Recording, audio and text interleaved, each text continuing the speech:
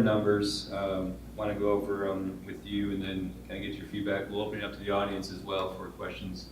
But this is according to Charity Navigator. It's a kind of third-party online guide for philanthropists.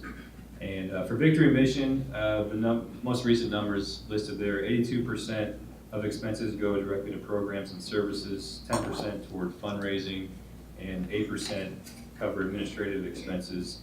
Are these numbers where you want them to be, you and the board want them to be, or how do you assess that?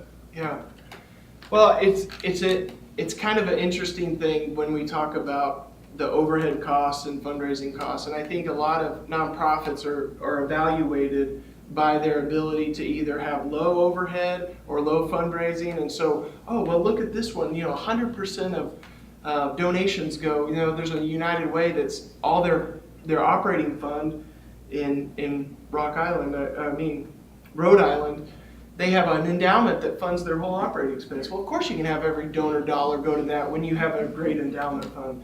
But for us, if we want to have planning, if we want to have structure, if we want to have purposeful, fundraising that's intentional and how we do those things, it's going to cost money. And I think the better question is, would you rather, as a donor, I would love to sit down with every donor we have and to have conversations about where we could go and what we could do and the vision, because I think people buy into vision.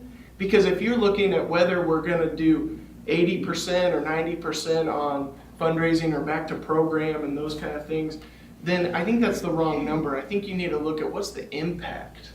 What is the organization doing on a day in and day out basis that's changing lives, that's long-term reconciliation, rehabilitation, because that's the mission. And then how we do that is, I think, just as important as what the results are.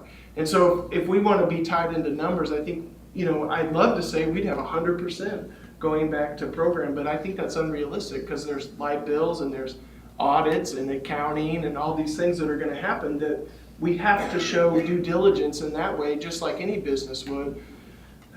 So I think it's unique to say that nonprofits kind of get held to this standard that other profits, a for-profit business could make, a CEO could make $50 million and they're like, great, that's awesome, that company's really blooming. But if a CEO for a nonprofit makes even $1 million now, they're going to question that because, so it's hard to say what the challenges are with that. And I think for me, there's a great TED Talk, if you're a TED Talk person. It was done by Dan Pelota, I think is how you say his name. But so if you want to look that up, he talks about the problems with, looking at that fundraising as the goal for whether you should give to a nonprofit. And I think we want to dream big at Victory Mission. We want to change lives through the restoration of Jesus Christ, through relationships and through love, teaching them to love God and to love others.